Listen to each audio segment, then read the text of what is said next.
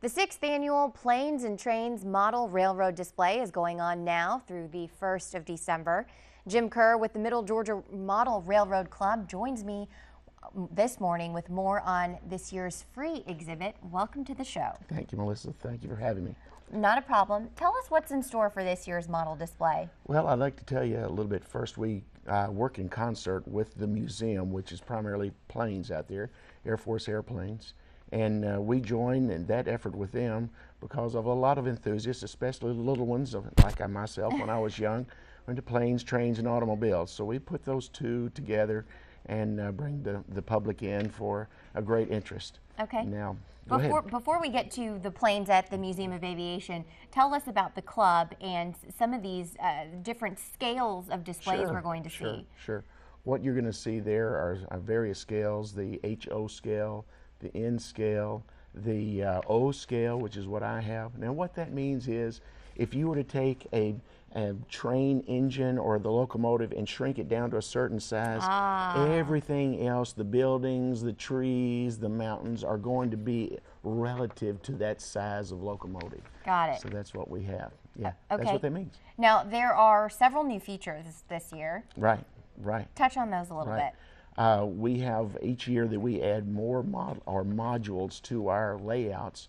There are 4-foot by 2.5-foot boards that will have a various scene on there, or an industry, if you will, that we add, and so it just gets larger every year. It's one of the most extensive collections or model railroad displays that we have in Middle Georgia. So I think we may even have some sneak peeks of some of the displays. I'm not sure if our graphics person has those, but maybe we may be able to pull those up here in a little bit. But you know, tell us.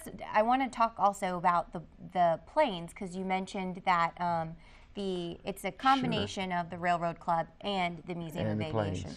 Well, there are various Air Force airplanes out there from days of old, and even also very recently. I saw one out there that they're getting ready to put on display, the Global Hawk, which is the high altitude reconnaissance aircraft that we will have there too as well. Large wingspan, and it's unpiloted too as well. Some of the latest technology that we have in our Air Force. So anyway, I mean, how is there even room to walk? Right, there's not. And what's neat to me is that 16 years of my career, I'm also still in the Air Force, and I flew for 33 of those years, all various Air Force airplanes.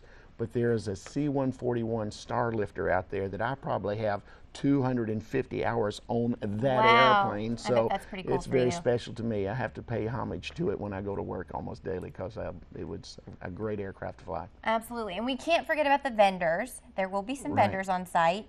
Right. And I'm sure our folks at home want to know all about that. Right. What you're going to see when you come into the Century Flight hangar there is almost a football field size, where we're going to have all of our model trains displayed with the vendors, and it's going to be approximately 900 feet worth of trains there, which would scale up to about 15 miles of actual trains. So, and then the vendors there for anyone that would like to purchase model trains and things for themselves. Sounds amazing. Thank you so much for being on the show and sharing all that information. Pleasure's mine.